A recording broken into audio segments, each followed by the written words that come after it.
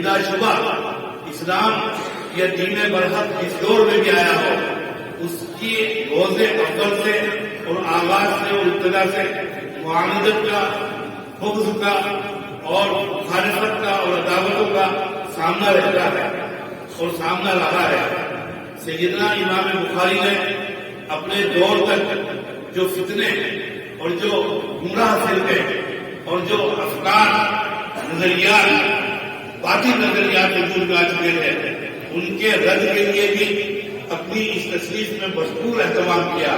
بلکہ اگر یہ کہا جائے کہ از اول تا آخری کتاب وہ اس مہم ترین چیز کو پیش نظر رکھ کر چلتے ہیں تو بیجا اور غلط نہیں ہوگا۔ ساتھ ہی اپنی کتاب کو ٹھیک اس اسلوب پر اور اس انداز پر اور اس طریقے پر لے کر چلے ہیں جو اسلوب اور جو طرز جناب حق جل جلالہ کی کتاب یعنی قرآن مجید کے اندر ہے۔ قرآن مجید کے آغاز اور ابتدا کے اندر ارشاد فرمایا الف لام میم ذالک الکتاب لا ریب فیہ۔ یہاں پر حق تعالیٰ جل جلالہ کے نزدیک اور ان کا منشا واضح ہے۔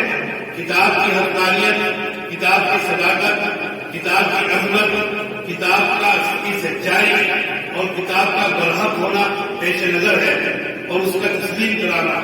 ارشاد فرمایا کہ یہ ہماری کتاب ہے، اس کے اندر کسی قسم کا کوئی شک اور کوئی شبہ نہ کرنا۔ اس کے بعد ایمان کی اوپر گفتگو شروع کی، مومنین کی خصوصیات بیان کی، پھر مومنین کی خصوصیات بیان کرنے کے بعد اور ان کے مزایا بیان کرنے کے بعد ان کے مقابل میں کفار کو بیان کیا کہ بذکرھا تتبین الاشیاء، کہ چیزوں کی حقیقت، ان کی ماہیت اور ان کی حیثیت ازداد کو بیان کرنے سے ظاہر ہوتی ہے۔ صبح کے اجالے رات کی تاریکی سے اور رات کی تاریکیاں صبح کے اجالوں سے، شر کے مقابلے میں خیر، ایمان کے مقابلے میں کفر، بدی کے مقابلے میں نیکی، یہ تمام چیزیں اسی قبیل سے ہیں۔ امام بخاری حضرت حق جل جلالہ نے اہل ایمان کے مقابلے میں اہل کفر کا ذکر فرمایا۔ درمیان میں ایک طبقہ منافقین کا ہے، ان کے بارے میں گفتگو کی۔ پھر ارشاد فرمایا دوسرے رکوع کے آغاز میں وَإِن كُنتُمْ فِي رَيْبٍ مِّمَّا نَزَّلْنَا عَلَىٰ عَبْدِنَا فَأْتُوا بِسُورَةٍ، کہ اگر تم نے شک ہے اس کلام میں، اس کتاب کے اندر جو اس کو ہم نے اپنے بندے کے اوپر نازل کیا، تو پھر اس جیسی ایک صورت لے کر آؤ۔ یعنی پیش نظر کتاب کی حقانیت اور صداقت اور اس کا کلام الہی ہونا اور اسے تسلیم کرانا ہی ہے۔ جب دوسرے مضمون کے ساتھ پہلے مضمون کی جانب اور کرتے ہیں تو پھر الفاظ میں بھول جاتے ہیں۔ آغاز میں فرمایا تھا لا ریب فیہ، لا ریب فیہ، دوسرے رکوع میں ارشاد فرمایا وَإِن كُنتُمْ فِي رَيْبٍ، پھر پورے کلام میں اپنی پوری کتاب کے اندر از اول تا آخر براہین، شواہد، دلائل اور تمام کی تمام چیزیں پیش کی کہ جو اپنی حقانیت سے متعلق، اپنی قاہریت سے متعلق، اپنی قادریت سے متعلق، اپنے اقتدار سے متعلق، اپنی قوت تخلیق سے متعلق اور اپنی شان تخلیق سے متعلق کہ ہم ہی ہیں، ہمارے علاوہ کوئی نہیں ہے۔ ہم نے زمین پیدا کی، ہم نے آسمان پیدا کیے، ہم نے سمندروں کو اور مساطے دی، ہم نے آسمانوں کو تمہاری سروں کے اوپر قائم کر دیا، تمام دلائل اور براہین قائم کر دیے۔ آخر میں جا کر فرمایا قل اعوذ برب الناس ملک الناس الہ الناس، کہ انسان کے ساتھ شیطان لگا ہوا ہے۔ حدیث میں ہے کہ شیطان انسان کے ساتھ اس طریقے پر چپکا ہوا ہے اور اس کی رگوں میں ایسے دوڑتا ہے جیسا کہ خون۔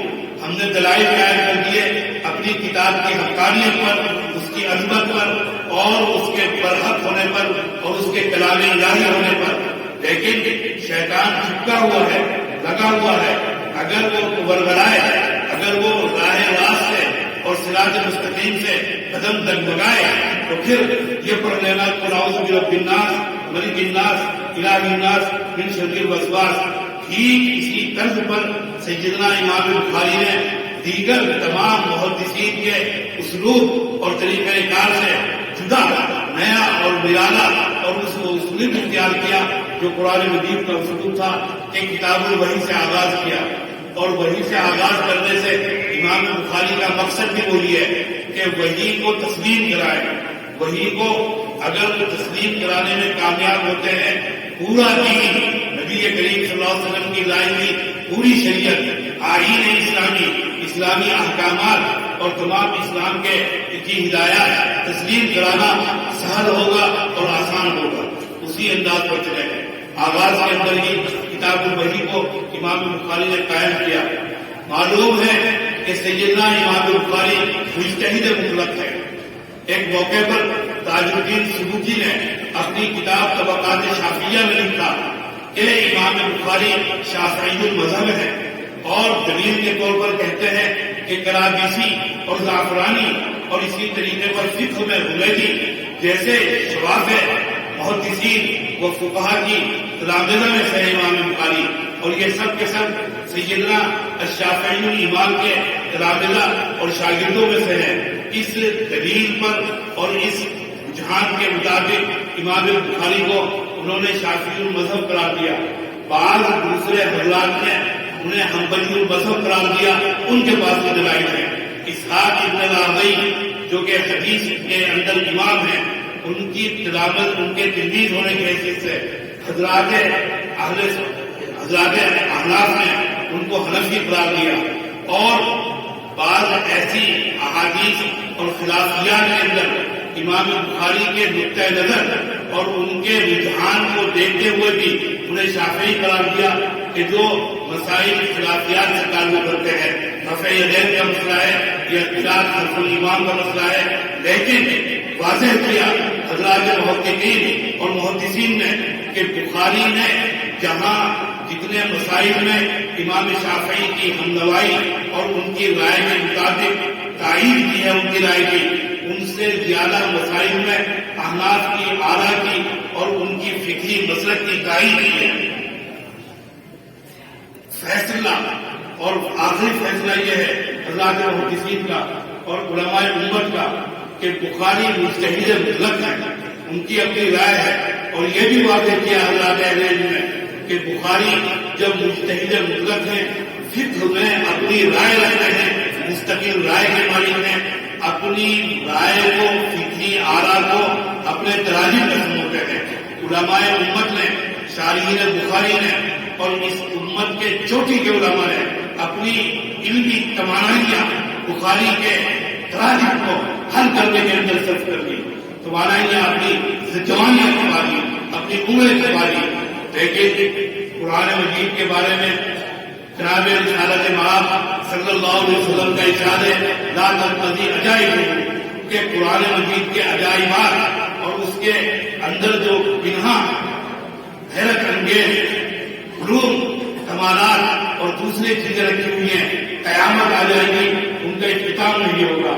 ٹھیک اسی طریقے پر امت کا فیصلہ ہے کہ جناب نبی کریم صلی اللہ علیہ وسلم کی حدیث اور آپ کے ارشادات کے اندر جو اللہ تعالیٰ نے لطائف و معارف رکھے ہیں، قیامت آ جائے گی، علماء کے بول آئیں گے، علماء کے قافلے آئیں گے، علماء کے پورے کارواں آئیں گے، ان میں اپنی جوانیاں اپنی توانائیاں صرف کریں گے، لیکن وہ معارف، وہ حقائق، وہ لطائف قیامت تک بیان کرنے نہیں سکیں گے اور ان کو قیامت تک بیان کیا جاتا رہے گا انشاءاللہ العزیز.